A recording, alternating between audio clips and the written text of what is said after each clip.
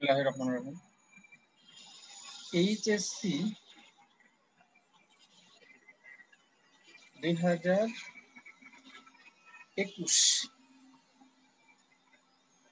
এদের জন্য ব্যবহারিক ক্লাস। 21 সিলেবাসটাকে ছোট করা হয়েছে, ব্যবহারিক অংশ ছোট করা হয়েছে। ব্যবহারিক অংশে প্রথম পত্রে 4টা, দ্বিতীয় পত্রে 4টা প্র্যাকটিক্যাল রাখা হয়েছে। সবাই জানো, আমি লিস্টটা একটু দেখাই তোমাদেরকে। P1 ফার্স্ট পেপারে কিছু আছে, সেকেন্ড পেপারে কিছু আছে, 4টা।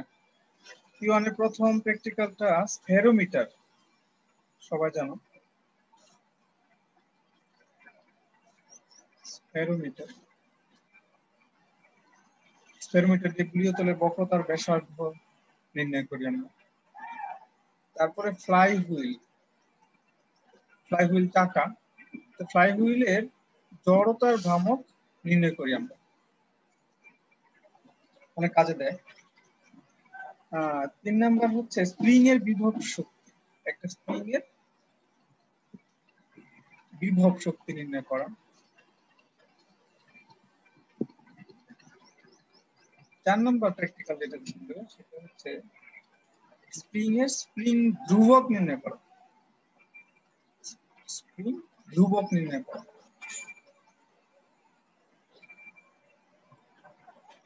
এই ছিল প্রথম পত্রের 4টা প্র্যাকটিক্যাল, নতুন শর্ট সিলেবাসে। তারপরে দ্বিতীয় পত্রে তাপের যান্ত্রিক সমতা নির্ণয়ের জন্য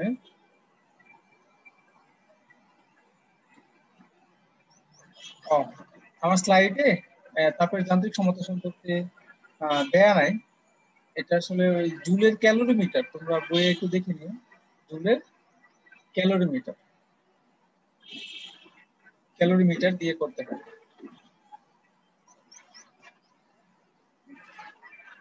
2 নম্বর হচ্ছে মিটার ব্রিজ। এর সাহায্যে আমরা অজানা রোধ নির্ণয় করতে পারি। পূর্ণ ব্রিজ, এটা আরেকটা ডায়োডের মাধ্যমে পূর্ণ ব্রিজ একটা প্রসেস। এই প্রক্রিয়ায় এসি কে ডিসি করা হয়, রেকটিফাই করা হয়। 4 নম্বরের যে ডিজিটাল প্র্যাকটিক্যাল গুলা, আইসি এর ট্রুথ টেবিল, সত্য সারণী যাচাই। আমরা যে আইসিটিতে করেছিলাম এন্ড, অর, নট, এগুলা কিভাবে কাজ করে এটা এখানে দেখবো আমরা। আমি একটু চ্যাপ্টার সম্পর্কে তোমাদের আইডিয়া দিই। স্ফেরোমিটার তো তোমরা জানো, এটা ফার্স্ট পেপারের প্রথম অধ্যায়। ফ্লাই হুইল এটা চতুর্থ অধ্যায়। স্প্রিং এর বিভব শক্তি নির্ণয় এটা পঞ্চম অধ্যায়। স্প্রিং ধ্রুবক নির্ণয় এটা অষ্টম অধ্যায়। তাপের যান্ত্রিক সমতা এটা চলতরিতের তৃতীয় অধ্যায়। মিটার ব্রিজ এটা চলতরিতের তৃতীয় অধ্যায়। ব্রিজ রেকটিফায়ার এটা দশম অধ্যায়, সেমিকন্ডাক্টর অধ্যায়। আর আইসি এটা তো সেমিকন্ডাক্টর অধ্যায়, দশম অধ্যায়। ওকে, তো আমরা ডিভাইস গুলা একটু দেখে ফেলি। স্লাইড রেডি করা আছে, বেশি সময় লাগবে না আশা করতেছি। এখানে কিছু ডিভাইস শুরুতে দেয়া আছে, সবকিছু হয়তো তোমার পরীক্ষায় তুমি ব্যবহার করো না, কিন্তু অনেকদিন থেকে জেনে আসতেছো। যখন কোনো ভাইবা নেওয়া হয়, টিচাররা ল্যাবে যে যন্ত্রপাতি গুলো আছে ওগুলো সামনে নিয়ে বসে, তো দেখা যায় যে সিলেবাসের বাইরের কিছু জিনিস চলে আসে। তো এটা বলা যাবে না এটা সিলেবাসে ছিল না, উত্তর করতে হবে। হ্যাঁ, আর অনেক ধরনের ডিভাইস থাকতে পারে। তুমি যখন ল্যাবে যাবে তখন সামনে পাইলে জিজ্ঞাসা করবো, আমাদেরকে জিজ্ঞাসা করলে আমরা বলে দিব। তো প্রথম যেটা আমি তোমাদেরকে বলতে চাচ্ছি যে চুম্বক তোমরা সবাই দেখছো, এই যে ডান পাশে নাম্বার দিয়ে নিই আমি, 1 2 3 4, এদিক দিয়ে 5 দিতে হবে, 5 6 7 8 9। প্রথম যেটা এটা হচ্ছে এখানে তিনটা চুম্বক আছে, দুইটা দণ্ড চুম্বক আর একটা ইউ আকৃতির চুম্বক। ইউ ইংরেজি যে ইউ লিখে আমরা ইউ আকৃতির চুম্বক। তাহলে এইগুলো হচ্ছে দণ্ড চুম্বক আর এই দুটো হচ্ছে ইউ আকৃতির চুম্বক। আর এটা তো স্ফেরোমিটার, তোমরা সবাই জানো স্ফেরোমিটার। স্ফেরোমিটারের সাহায্যে আমরা গোলীয় তলের বক্রতা ব্যাসার্ধ নির্ণয় করি। চারটা পা থাকে, এখানে একটা পা, এখানে একটা পা, এখানে একটা পা, দেখা যাচ্ছে একটা মাঝের পাটাকে উপর নিচে করা যায়। এটা সম্পর্কে আমরা আরেকটু দেখবো। এটা হচ্ছে post office box. Post office box আমাদের আগে সিলেবাসে ছিল, এখন নাই। তো পোস্ট অফিস বক্সের মাধ্যমে আমরা রোদ সার্কিটের মধ্যে যুক্ত করি। তো আমাদের আরেক ধরনের ডিভাইস আছে যার মাধ্যমে আমরা রোদ দিতে পারি, সার্কিটের মধ্যে প্রয়োজনীয় রোদ সংযুক্ত করতে পারি। ওইটার সাথে একটু পার্থক্য আছে, এটা জানা দরকার। সাধারণত ওই যে ডিভাইসটা রোদ বক্স, ওইটার মাধ্যমে যখন রোদ যুক্ত করবো আমরা, তখন এইখানে দুই সারি থাকতে পারে, দুই সারি রোদ থাকতে পারে। এই যে গোল্ডেন কালার, এর মধ্যে যে কালো কালো ট্যাপ গুলো দেখা যাচ্ছে, এগুলো আসলে পিন ভেতরে ঢুকানো আছে। ভেতরে ঢুকিয়ে দিলে ওই রোদটা কাউন্ট হবে না, শর্ট হয়ে যাবে, তাহলে রোদ আর কাউন্ট হবে না। খুলে দিলে তাহলে ওটা কাউন্ট হবে আর কি। এক যদি লেখা থাকে তাহলে খুলে দিলে সার্কিটে 1 ওহম রোদ যুক্ত হবে। যদি 1K বা 1000 ওহম লেখা থাকে কোন একটা জায়গায়, এখানে মনে করো 1000K লেখা আছে, তাহলে এটা যদি খুলে দাও তুমি এই নবটা, তাহলে সার্কিটের মধ্যে 1000K যুক্ত হয়ে যাবে। তো এটা আর আমাদের রোদ বক্সের মধ্যে পার্থক্য হচ্ছে, আমাদের পোস্ট অফিস বক্সে এরকম দুটো সুইচ থাকে, সাদা সাদা দুটো সুইচ থাকে, টেপা সুইচ। টেপা সুইচ তোমরা চিনো, চাপ দিয়ে ধরে রাখলে কানেক্ট হয়, আবার ছেড়ে দিলে ডিসকানেক্ট হয়ে যায়। এটুকু মনে রাখবা। এটা তোমরা জানো সবাই, তুলা যন্ত্র। সূক্ষ্মভাবে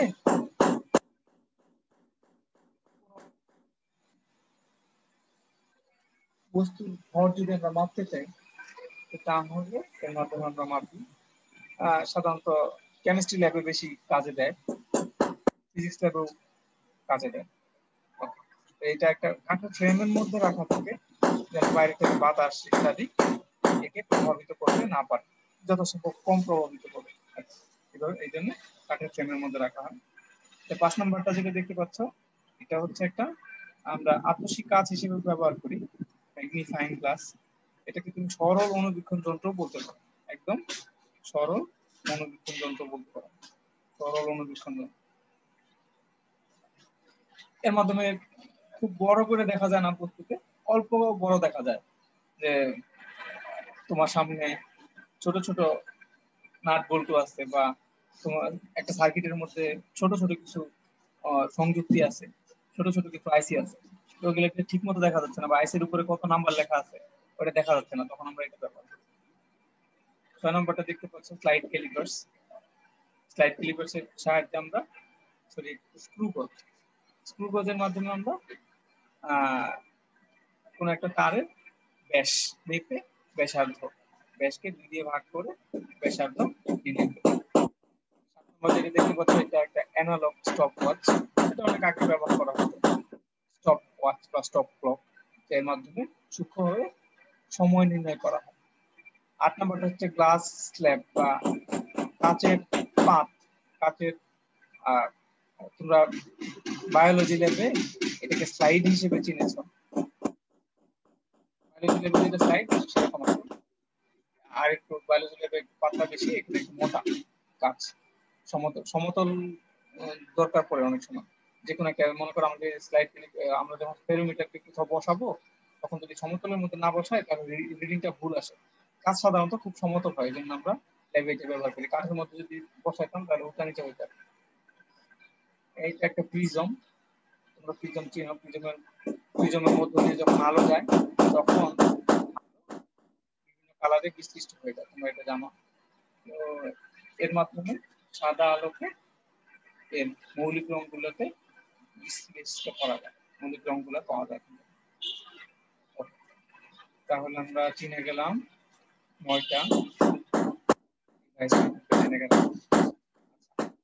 তোমরা জানো এখানে তত্ত্বীয়তে থাকে একটা অংশ 75 আর ব্যবহারিকে 25 মার্কস থাকে। তো তত্ত্বীয়ের মধ্যে 50টা সৃজনশীল আর 25 এমসিকিউ তোমরা সবাই জানো। তো এই দুটো পরীক্ষা একসাথে হয়। সৃজনশীল 5টা সৃজনশীল অ্যান্সার করতে হয়, এক করে তোমরা সবাই জানো।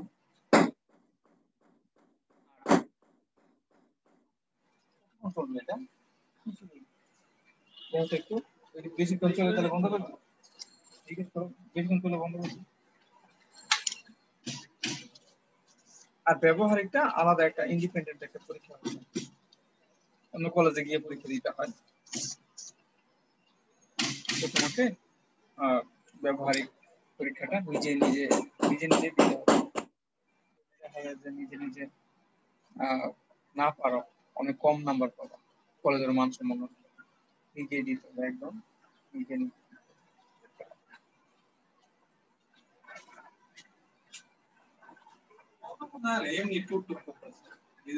আচ্ছা,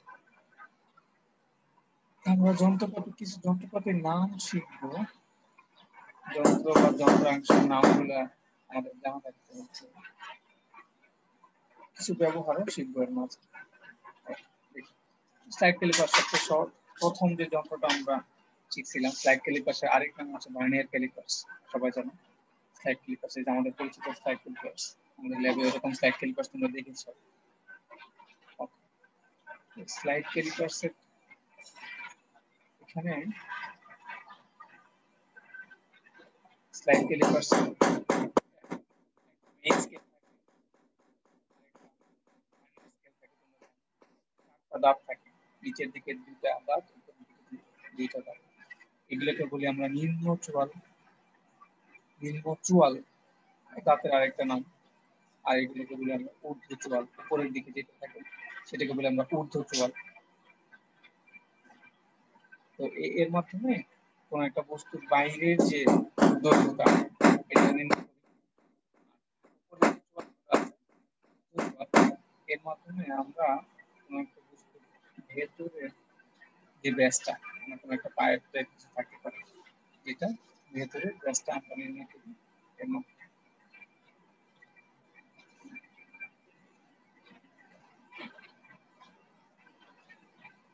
আর এই টিপটা যেটা দেখা যাচ্ছে মেটালের, এটার মাধ্যমে আমরা কোনো কিছু গভীরতা নির্ণয় করি, এই গভীরতাটা নির্ণয় করব। তাহলে এটা ভেতর দিকে ঢুকে দিলে এখানে যে পার্টটা পাওয়া যাবে সেটা হবে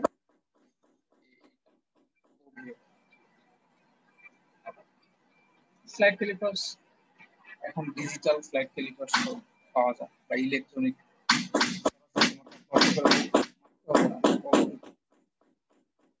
এখানে রাখা বা কত গভীর বা কত ভেতরের ছিদ্রের ব্যাস কত, ভেতরের ছিদ্রের ব্যাস কত সেটাও তোমাকে কষ্ট করে মাপতে হবে না, যোগ বিয়োগ করতে হবে না, সরাসরি মানটা দেখা যাবে। এটা আরেক ধরনের স্লাইড ক্যালিপার্স। স্ক্রু গজ আমাদের পরিচিত আরেকটা ডিভাইস, তোমরা 9 থেকে দেখতেছি।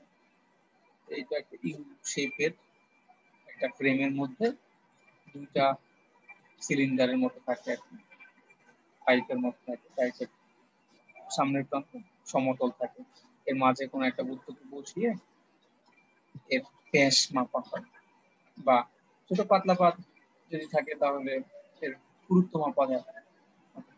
তো এই যে তাপটা বা এই যে সিলিন্ডারটা, ছোট সিলিন্ডারটা, এটা স্থির থাকে, ফিক্সড থাকে। এই পাশের সিলিন্ডারটা নড়াচড়া করে। তুমি যখন এদিকে অংশটা ধরে ঘোরাতে থাকবা, তো তখন তোমরা জানো স্ক্রু একদিকে ঘুরাইলে সামনের দিকে যায়, আরেকদিকে ঘুরাইলে পেছনের দিকে যায়। তোমরা যদি ঘড়ির কাঁটার দিকে ঘুরাও, মানে উপরের নিচে থেকে উপরের দিকে ঘুরাও, তাহলে এটা ভেতরের দিকে যাবে, আর যদি উল্টা দিকে ঘুরাও তাহলে বাইরের দিকে যাবে। এখানে দুটা স্কেল, একটা মেইন স্কেল যেটা রৈখিক স্কেল, রৈখিক, আর এখানে একটা বৃত্তাকার স্কেল থাকে। বৃত্তাকার স্কেলে পার্টও নিতে হয়, রৈখিক স্কেলে পার্টও নিতে হয়, তোমরা জানো। পিচ হিসাব করো, পিচের হিসাব করে তারপর এটাকে কাজে লাগাইতে হয়। আমাদের কিছু ইলেকট্রনিক স্ক্রু গজ আছে, এটা সরাসরি পার্টটা তোমাকে দেখিয়ে দেবে। ইলেকট্রনিক স্ক্রু গজের পরীক্ষায় তোমাকে সরাসরি পার্ট দেখাবে। স্ফেরোমিটার আমাদের সিলেবাসে আছে।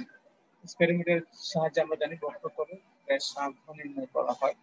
তো বক্রতলের ব্যাসার্ধ নির্ণয় করার জন্য আমাদেরকে এই স্থায়ী বাস আরেকটা স্থায়ী বাস মাঝখানে যে পার্ট সেটা স্থায়ী করতে এটা উঁচু নিচু হয়। আমরা যদি এদিকে ঘুরাই তাহলে নিচের দিকে আসবে, আর যদি উল্টা দিকে ঘুরাই তাহলে এটা উপরের দিকে যাবে। আমাদের প্রয়োজন অনুযায়ী বক্রতল যদি থাকে, লেন্স থাকে বা আমাদের গোলীয় দর্পণ থাকে, ওই অনুযায়ী আমরা কাজ করি। জানি আমরা এই উপরের স্কেলটা হচ্ছে বৃত্তাকার স্কেল, আর নিচে এই যে সোজা যে স্কেলটা রোজ স্কেল। রোজ স্কেলের দুই পাশেই দেখো হিসাব, দুই পাশেই সংখ্যা বাড়তেছে, তার মানে মাঝামাঝি শূন্য, উপর দিকে গেলেও একটা মান, নিচের দিকে গেলে একটা পজিটিভ মান। তো আমাদের যদি উত্তল লেন্স হয় তাহলে মান আমাদের এটাকে উপরের দিকে ঘুরে সেট করতে হয়, আর যদি অবতল লেন্স হয় তাহলে নিচের দিকে নিয়ে সেট করতে হয়। তারপর আমরা ব্যাসার্ধ বের করতে পারি। এখানে জানি সবাই লেন্স বা দর্পণের বক্রতা যে ব্যাসার্ধ তার equal to d² 6h plus h/2 সমীকরণ দিয়ে প্রকাশ করি। এখানে d হচ্ছে এই আর হলো গড় দূরত্ব। আমরা তিনটা পায়ের দূরত্ব নির্ণয় করে ফেলবো, নির্ণয় করে 3 দিয়ে ভাগ করে গড় নির্ণয় করে ফেলবো, এটা d পেয়ে যাবে। আর উচ্চতা বা নিম্নতা যদি যেটা বের করতে হয় সেটা আমরা এই ঘুরানোর মাধ্যমে উচ্চতা নিম্নতা পেয়ে যেতে পারি। মানগুলো একই এককে বসাতে হবে, খেয়াল করে একই এককে বসাতে হবে। তুলা যন্ত্র, তুলা যন্ত্রের মাধ্যমে আমরা জানি যে অল্প ভর নির্ণয় করতে হয়। এটা পদ্ধতিটা হচ্ছে দোলন পদ্ধতি। দোলন পদ্ধতিতে মাপটা নির্ণয় করতে হয়, সরাসরি মাপা যায় না। কারণ হচ্ছে যে কোনো একটা মাপ সূক্ষ্মভাবে করতে হলে দ্রুত একটা জায়গায় যায় স্থির হয় আমাদের নিক্তিটা। সেই জন্য দোলন পদ্ধতিতে আমরা পরিমাপ করি, কোনো কিছু ভর নির্ণয় করি, অল্প কোনো কিছু। ফ্লাই হুইল, এটা আমাদের সিলেবাস আছে। ফ্লাই হুইল মানে চাকাটা জড়তা ভ্রামক নির্ণয় করে, জড়তা ভ্রামক আইন নির্ণয় করি আমরা।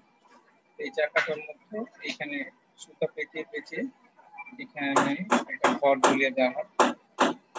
যখন ভরটাকে ছেড়ে দেওয়া হয় ভর এই সুতার মধ্যে টান খায় আর এই চাকাটাকে ঘুরিয়ে নিচে পড়ে যায়। এইভাবে আমরা আমাদের থিওরি অনুযায়ী জড়তা ভ্রামক আইন নির্ণয় করি। ওয়ালের মধ্যে আটকানো থাকে ফ্লাই হুইল, এর মাধ্যমে জড়তার ভ্রামক নির্ণয় করি। এমন একটা যন্ত্র যার মাধ্যমে আমরা তড়িৎ প্রবাহকে এম্পিয়ার এককে পরিমাপ করি। তড়িৎ প্রবাহকে এম্পিয়ার এককে পরিমাপ, সরাসরি এম্পিয়ার এককে পরিমাপ করি। এখানে তিনটা নব দেখা যাচ্ছে। এ দেখে কিন্তু যেতে পারে এটা এম্পিয়ার এমিটার। তিনটা নব আছে দেখা যাচ্ছে, তিনটা কানেকশনের ব্যবস্থা আছে। আমাদের তিনটা কানেকশন থাকে না, দুইটা কানেকশন থাকে। এটা হচ্ছে কমন, গ্রাউন্ড, নেগেটিভ। ব্ল্যাকটা হচ্ছে কমন। লেখা থাকে অনেক সময় মুছে যেতে পারে, এই জন্য লিখে দিচ্ছি।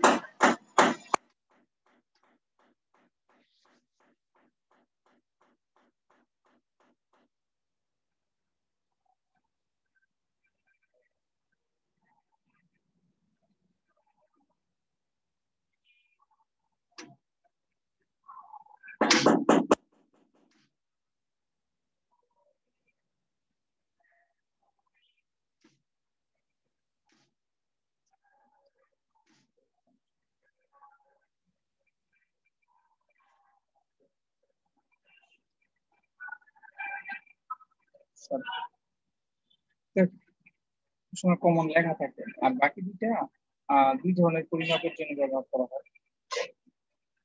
দেখা যায় যে আমরা কত রেঞ্জের মধ্যে মাপতে চাই সেটা ইম্পর্টেন্ট। 0 থেকে 5, এখানে বাম পাশে 0 থেকে 0.2 এম্পিয়ার পর্যন্ত, আর ডান পাশে 0.5 একটা, একটা হচ্ছে 1 থেকে -1 থেকে 3 এম্পিয়ার পর্যন্ত পরিমাপ করা যায়। তো আমরা একটার সাথে যুক্ত করলে লেখা থাকবে কোনটার সাথে যুক্ত করলে কত পর্যন্ত মাপতে পারবো, তো ওই অনুযায়ী আমরা কাজ করতে পারি আমাদের সুবিধা অনুযায়ী। তো ভিতরে রোধ যুক্ত করে এভাবে সার্কিট তৈরি করা হয়েছে আর কি, তোমার টেনশন নেই। তো এখন তোমাকে প্রশ্ন যেটা করতে পারেন, এই যে শূন্য এখানে সাধারণত শূন্য মাঝখানেই থাকে, এটা একটু ব্যতিক্রম মনে হচ্ছে আমার কাছে, সাধারণত শূন্য মাঝখানেই থাকে। তো এটা যেভাবে দেয়া আছে সেটাই বলি। শূন্যের দেখো বাম পাশে, শূন্যের বাম পাশে সংখ্যা আছে, ডান পাশের সংখ্যা আছে। তোমাকে জিজ্ঞাসা করতে পারে যে শূন্যের বাম পাশের সংখ্যা ডান পাশের সংখ্যা, এর মানে হচ্ছে যে শূন্যের বাম পাশে কখন বিক্ষেপ দেখাবে এই কাটাটা, যখন তুমি কানেকশনটা পজিটিভ, ব্যাটারির পজিটিভের সাথে অ্যামিটারের পজিটিভ না দিবা। অ্যামিটারের পজিটিভ বলতে আলগা, কানেকশন যদি না দাও তাহলে তোমার বিক্ষেপ করবে উল্টা দিকে, বাম দিকে। আর যদি পজিটিভের সাথে পজিটিভ কানেকশন দাও তাহলে বিক্ষেপ করবে ডান দিকে। ঠিক আছে, কোনো সমস্যা না, কানেকশন উল্টা দেওয়ার কোনো সমস্যা না, তবে সঠিক দেওয়াই উচিত। ভোল্ট মিটার ওখানে ছবিটা ভালো আসছে, ভি দেখে তুমি বুঝে গেল এটা একটা ভোল্ট মিটার। ঠিক আছে, বাইরে থেকে বোঝার কোনো উপায় নাই। তাহলে এই যন্ত্রের নাম কি, যন্ত্রটা কাকে বলে যদি জিজ্ঞাসা করি, এই যন্ত্রে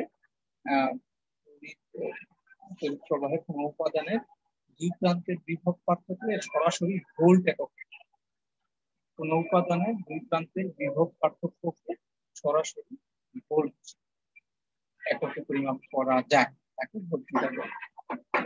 এই যন্ত্র ব্যবহার করে কোন একটা উপাদান, কোন একটা রোধকে, অবশ্যই যে কোনো উপাদানই রোধের দুই প্রান্তে যদি যুক্ত করি তাহলে এখানে যেই বিক্ষেপটা দেখা যাবে, কাঁটাটা যেদিকে যাবে সেটাই হচ্ছে এর দুই প্রান্ত, উপাদানটা দুই প্রান্ত বিভব পার্থক্য। এমিটারের মতো এখানেও এটা হচ্ছে কমন গ্রাউন্ড বা নেগেটিভ, নেগেটিভের সাথে যুক্ত করবো, ব্যাটারি নেগেটিভের সাথে যুক্ত করবো। এবার এখানে তিনটা অপশন আছে, ওই এমিটারের ক্ষেত্রে তিনটা অপশন থাকতে পারে। তিনটা অপশনের অর্থ হচ্ছে যে তুমি যদি এটার সাথে যুক্ত করো, এই নবের সাথে তোমার আরেকটা কানেকশন যুক্ত করো, তাহলে তুমি শূন্য থেকে নিয়ে 3 পর্যন্ত মাপতে পারবে। এই পুরা বিক্ষেপ দিলে 3 হবে, পুরা বিক্ষেপ দিলে 3 হবে। যদি 15 সাথে কানেক্ট করো তাহলে পুরা বিক্ষেপে 15 হবে, আর যদি 300 সাথে কানেক্ট করো তাহলে পুরা বিক্ষেপে 300 হবে। ছোট পরিমাপ গুলো সাধারণত আমাদের সূক্ষ্ম ভাবে করার দরকার পড়ে, আসলে সূক্ষ্মতার জন্য এসব করা, তোমাকে 3-এর জন্য আলাদা করে না দিলেও পারত, তখন দেখা যাচ্ছে 3 হয়েছে খুঁজে বের করা খুবই কঠিন, মানে অনুমান করতে হইতে পারে। ঠিক আছে, তখন ভুলের পরিমাণটা বেড়ে যেত। তাহলে এই যদি জিজ্ঞাসা করে যে এই যে আগে এমিটারের ক্ষেত্রে দেখলাম বিভিন্ন নব দিয়েছে, এখানে বিভিন্ন নব দিয়েছে, যদি জিজ্ঞাসা করা হয় তো কেন দেওয়া হচ্ছে, তখন বলবো সূক্ষ্মভাবে পরিমাপ করার, সূক্ষ্মভাবে পরিমাপটা করা যায়। ভোল্টমিটারকে আমরা সমান্তরালে যুক্ত করতে আমরা জানি।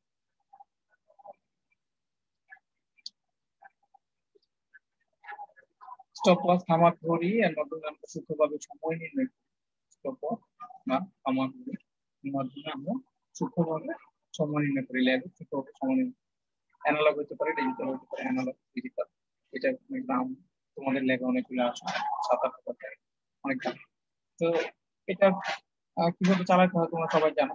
এই নবটা কাজে লাগাতে হয়, এটাকে আটকানোর জন্য, কাজে থামানোর জন্য বা আটকানোর জন্য গলায় ঝুলে রাখতে থাকে। এইটাকে ব্যবহারের প্রসেসটা হচ্ছে 3টা চাপ দিতে। একটা প্রথম চাপে স্টার্ট হয়ে যাবে, দ্বিতীয় চাপে স্টপ হয়ে যাবে, থামবে, তৃতীয় চাপে রিসেট হবে, শুরুতে তুমি দেখে নিতে পারো হয়তো আগে যখন কেউ কাজ করছিল বিক্ষেপটা এই পর্যন্ত ছিল 10 সেকেন্ড, 0.1 সেকেন্ড। পুরোটা ঘুরে আসলে পুরোটা ঘুরে আসলে 10 সেকেন্ড, পুরোটা ঘুরে আসলে 30 সেকেন্ড। আমাদের এই ঘড়িটা পুরোটা যদি ঘুরে আসে 30 সেকেন্ড, 30 সেকেন্ড। তো এই 10 সেকেন্ড পর্যন্ত এসে থেমে থাকতে পারে। তাহলে তুমি কি করবা? রিসেট করে নিবা, রিসেট করে নিয়ে তারপরে কাজ শুরু করবা। তো এখানে হিসাবটা নিজের চোখে দেখে করতে হবে আর কি। কিন্তু এই ডিজিটালের ক্ষেত্রে শুধু চাপ দিলে হবে। একটা দিয়ে স্টার্ট, একটা দিয়ে স্টার্ট, একটা দিয়ে স্টপ, একটা দিয়ে রিসেট। আচ্ছা, এটা হচ্ছে স্টার্ট স্টপ, একই একই বাটন দেখা যাচ্ছে। ভিন্ন রকম থাকতে পারে, তুমি একটু দেখে নিলাম শুরুতে কাজের শুরু স্টার্ট স্টপ, আর এখানে রিসেট করার অপশন আছে। চাপ দিলে রিসেট করবে। স্প্রিং নীতি তোমরা জানো, স্প্রিং নীতির মাধ্যমে আমরা কোনো ওজন নির্ণয় করি।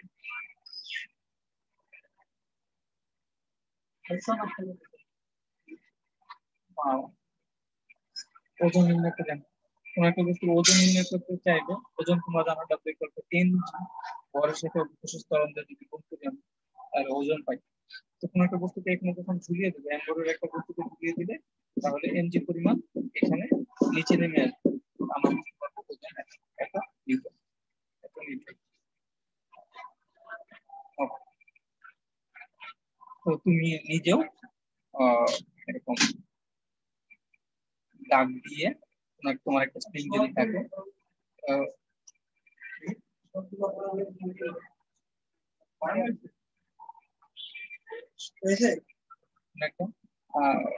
তোমার কাছে যদি কোনো একটা স্প্রিং থাকে, কোনো একটা স্কেল থাকে, তো তোমার বিভিন্ন জানা ভরের জন্য এটাকে দাগাঙ্কিত করতে পারো।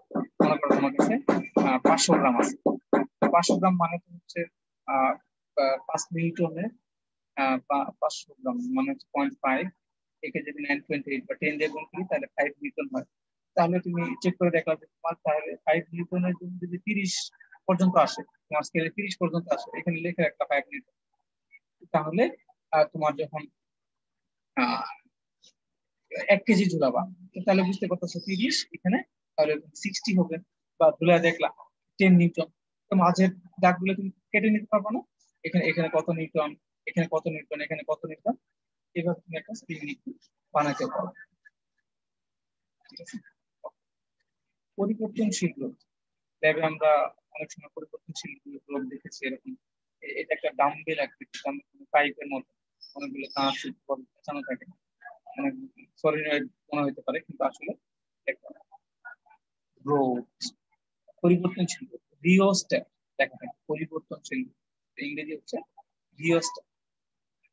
দুইটা প্রান্ত থাকে, দুইটা প্রান্ত থেকে কানেকশন নিয়ে এখান থেকে তুমি বিভিন্ন মানের রোড নিতে পারো। এইটাকে স্লাইড করা যায়, স্লাইড করলে দেখা যায় যে একদিকে গেলে রোদ কমতে থাকে, আরেকদিকে গেলে রোদ বাড়তে থাকে, লেখা থাকবে ওই অনুযায়ী তুমি সামনে পিছনে নিলে রোদ কম বেশি সার্কিটে যুক্ত করতে পারবে। ঠিক আছে, হ্যাঁ রোদ বক্স পেয়ে গেছি আমরা। তো এর মাধ্যমে আমরা এই কানেকশনে এই দুই প্রান্ত থেকে কানেকশন নিব, আমরা সার্কিটের সাথে কানেকশন দিব। সার্কিটের সাথে যখন কানেকশন দিয়ে মনে করো আমরা এখানে একটা রোদ চাই আর এখানে ব্যাটারি আছে, তাহলে এটাকে এখানে কানেকশন দিয়ে দিব, এখানে একটা কানেকশন দিয়ে দিব। রোদের কোনো পোলারিটি নাই, সমস্যা নাই, কানেকশন দিয়ে দিলাম। এবার এখানে যদি আমাদের দরকার পড়ে সার্কিটের জন্য 10 ওহম, আচ্ছা আমি আমার সুবিধার জন্য 100 ওহম নিলাম, 110, 1010 ওহম নিলাম, 1010 ওহম নিলাম। তাহলে কি করতে হবে? যত ওহম চাই অতগুলো অতটুকু এখান থেকে এই চাবিগুলো খুলে ফেলতে হবে। এইখানে 100 আছে, তাহলে এটাকে যদি খুলে ফেলি, আর এখানে 1000 আছে, এটাকে যদি খুলে ফেলি, তাহলে এই সার্কিটের মধ্যে এই বক্সের মাধ্যমে 1010 ওহম যুক্ত হয়ে যাবে। ঠিক আছে, উপরে এদিকে ছোট ছোট আছে 1 2 5 এরকম আছে, আমরা চাইলে কমও দিতে পারি। এখানে 5000 ওহম আছে। এই মাঝখানেরটা আবার মনে হয় অনেক বড়, ইনফাইনাইট টাইপ কিছু আছে, ইনফাইনাইট ইনফাইনাইট ওহম আছে। তো এটা দেখে দেখে যুক্ত করতে হবে। ডিজিটাল আছে, ডিজিটালটা আমাদের 9 11 এর মাধ্যমে আমরা করতে পারি, সবই ডিজিটাল হয়ে যাচ্ছে। বর্তমানে যে চাবিটা ব্যবহার করি, আমরা আমাদের সার্কিটের মধ্যে যে এরকম কে ব্যবহার করতাম না, এটা হচ্ছে এই চাবিটা কে চাবি। তো এটাকে যদি যুক্ত করে দিই তাহলে সার্কিটের ভিতর দিয়ে কারেন্ট ফ্লো করবে, এরকম বোতাম এদিকে বা এদিকে যেদিকে কারেন্ট ফ্লো করবে, হাই ভোল্টেজ থেকে লো ভোল্টেজের দিকে কারেন্ট যাবে, লো ভোল্টেজের দিকে কারেন্ট যাবে। তো এটা আসলে সুইচ অন করার মানে হচ্ছে এই যে নবটা এটাকে যুক্ত করে দেওয়া, এটাকে এখানে রাখা, রাখা মানে হচ্ছে অন। আমরা বলি যে যদি এটাকে লাগিয়ে দিই, অন মানে লাগিয়ে দেওয়া, লাগিয়ে দেয়, অন মানে লাগিয়ে দেওয়া। এটাকে যদি খুলে দেয় তাহলে এটা ওপেন হয়ে যায়। খুলে দেয়া, চাবিকে খুলে দিলে এইভাবে করে আমরা খুলে দেয়া, চাবিকে খুলে দেওয়া মানে এটাকে খুলে দেওয়া, খুলে দেওয়া মানে হচ্ছে এখানে খুব ভালো করে খেয়াল করে দেখবে, এটা মেটাল, এটা মেটাল, মাঝখানে কিন্তু একটু ফাঁকা। তো খুলে দিলে কি হয়ে যাবে, বিচ্ছিন্ন হয়ে যাবে, খুলে দিলে অফ হয়ে যাবে। এটা হচ্ছে একমুখী সুইচ, এটা হচ্ছে একমুখী একটা সুইচ, একমুখী সুইচ, একমুখী সুইচ। আমাদের দুইমুখী সুইচ হতে পারে, বিভিন্ন রকম সুইচ হতে পারে, এটা দুই দিকে কানেকশন দেওয়া যাবে, তাহলে এটা দ্বিমুখী সুইচ বলছিলাম না, দ্বিমুখী সুইচ। এটা হচ্ছে টেপার সুইচ, পোস্ট অফিস বক্সের মধ্যে দেখছিলাম এই সুইচটা হচ্ছে টেপার সুইচ। টেপার সুইচ মানে হচ্ছে, আর এটাকে টিপ চাপ দিয়ে যদি ধরে রাখো তাহলে এর মধ্যে দিয়ে কারেন্ট ফ্লো করবে, যদি ছেড়ে দাও এটা এমনিতে স্প্রিং এর মতো আছে, উপরের দিকে উঠে যাবে একা একা, তাহলে তখন আর কারেন্ট প্রবাহিত হবে। যা একটু স্পেশাল পরিবর্তনশীল ভোল্ট, আমাকে ফ্যানের মধ্যে রেগুলেটর ব্যবহার করি না, ওরকম একটা সার্কিট এখানে দেয়া আছে। ভালো কলেজ যদি হয় তাহলে ওদের কাছে কিন্তু এই ধরনের সার্কিট থাকবে, বলতে হবে এটা একটা পরিবর্তনশীল রোধ। এটা আমরা রেগুলেটর হিসেবে ব্যবহার করি। আগে রেডিও টেলিভিশনে প্রায় দেখা যায়, রেডিও খুললেই দেখা যাচ্ছে। এখন এসব খুব কম ব্যবহার করা হয়। মিটার ব্রিজ, এটা আমাদের প্র্যাকটিক্যালি আছে। সেটআপটা এরকম একটা কাঠের ফ্রেমের মধ্যে কিছু পাত এভাবে যুক্ত করা থাকে, পাত যুক্ত করা থাকে, পাতের কানেকশন দেওয়া থাকে, পাতের কানেকশন দেওয়া থাকে।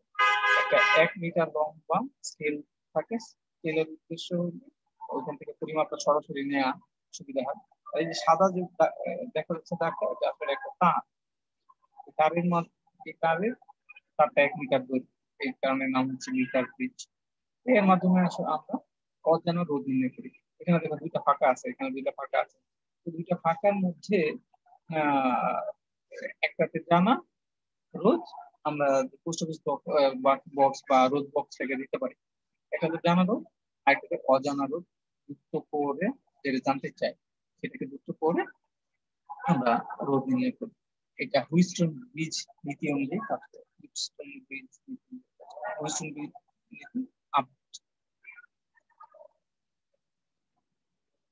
হুইস্টন ব্রিজ নীতি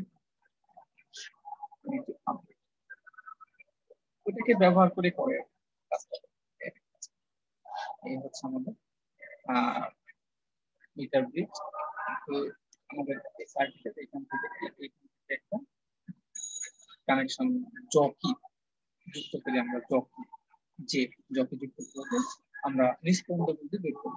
নিষ্পন্দ বিন্দু মনে করে এখানে নিষ্পন্দ বিন্দু পাওয়া গেল, তাহলে আমরা আমাদের যে হুইস্টন ব্রিজ নীতি আছে আর বাই এস হয়ে যাবে তখন। এটা যখন পেয়ে যাবো, তো এখানে যদি পেয়ে যাই দুটো ফাঁকা স্থানে দুটো রোধ আর এস যুক্ত করি, আর এই তারের মধ্যে এরকম যদি যুক্ত করি থাকে, তাহলে আমরা নিষ্পন্দ বিন্দু পেয়ে গেলে এখানে কতটুকু দূরত্ব আছে, এখানে কতটুকু দূরত্ব আছে, এখানে রেজিস্ট্যান্স বক্স থেকে কতটুকু রোধ যুক্ত করা হচ্ছে, ওই অনুযায়ী এস এর মান পেয়ে যাই। যে অজানা থাকে এটা আমরা পেয়ে যাই, অজানাটা। এটা পটেনশিয়াল মিটার, ব্যাটারি তৈরিতে দুটো ব্যাটারির ভোল্টেজ তুলনা করা যায়, একটা ডিভাইস তুলনা করা যায়, দুটো ব্যাটারি ভোল্টেজ তুলনা করা যায়। আবার ব্যাটারির অভ্যন্তরীণ যে রোধ আছে সেটাও নির্ণয় করা যায়।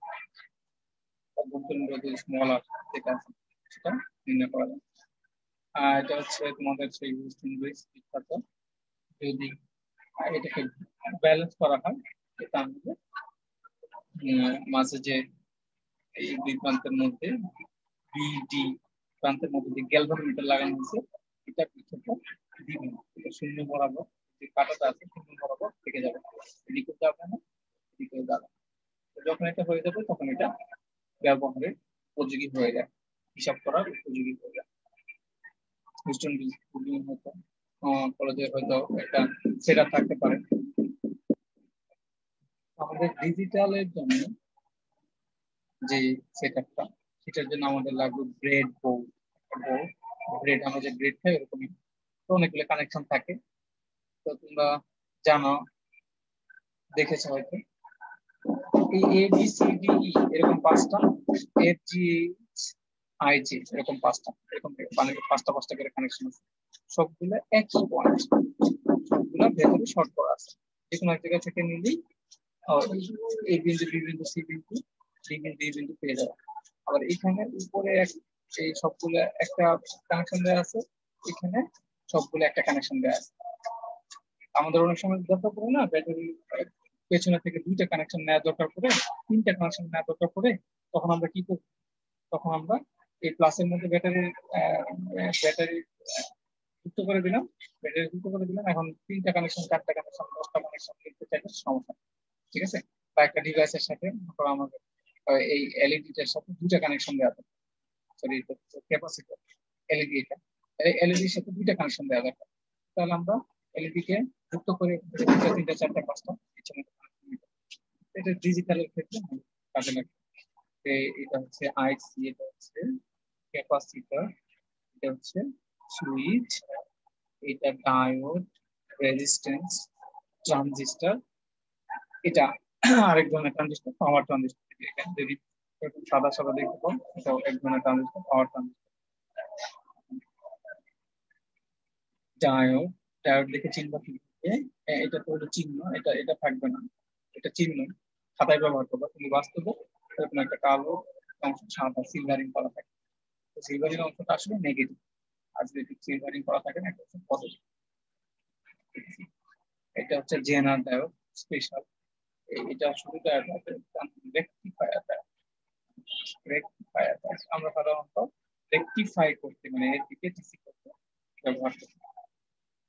আর এই জেনার ডায়োড স্পেশাল, এটা একটু অন্যভাবে কাজ করে, রিভার্স বায়াস কাজ করে, এটা আমরা রেকটিফায়ার হিসেবে কাজ করে না, এটা জেনারেটরকে আমরা রেগুলেটর হিসেবে, ভোল্টেজ রেগুলেটর হিসেবে কাজ করে। আর রেগুলেটর এখানে আগে যে রেগুলেটর করছি সেরকম না, ভোল্টেজটাকে ফিক্সড করে দেয়। এটা হচ্ছে জেনারেটর, জেনারেটর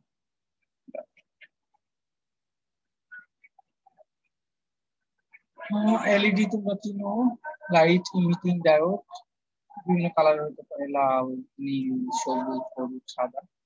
লালের মধ্যে দিয়ে আলোটা লাল আলো বেরোবে, নীল আলো বেরোবে, সবুজ আলো, হলুদ, সাদা আলো বেরোবে, পজিটিভ নেগেটিভ পোলারিটি আছে। তুমি যদি পোলারিটিতে যুক্ত করো তাহলে এটা খুব অল্প ভোল্টেজে চলে, তো দেখা যায় যে 5 ভোল্টে চলে, 5 ভোল্ট যদি উল্টায় লাগাও, 5 ভোল্টের বেশি তো উল্টা লাগায় দাও তাহলে পুড়ে যাবে, নষ্ট হয়ে যাবে, আর জ্বলবে না, জ্বললে গ্লো করতে।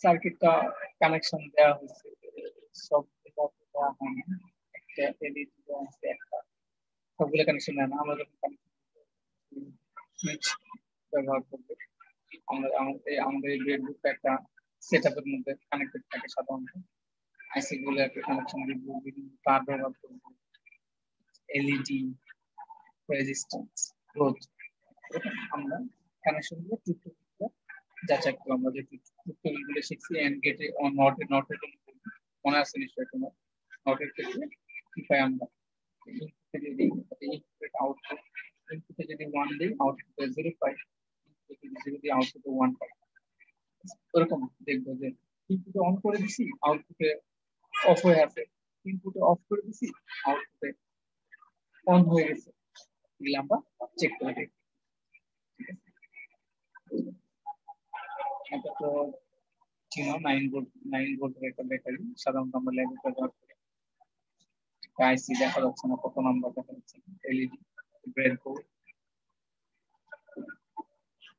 তোমরা জানো এটা এটা একটা এন্ড গেট, দুইটাকে অন করলে আউটপুট বন্ধ হবে। আমরা এরকম অনেক দেখবো, বাতি জ্বললে 1। ওকে, ধন্যবাদ।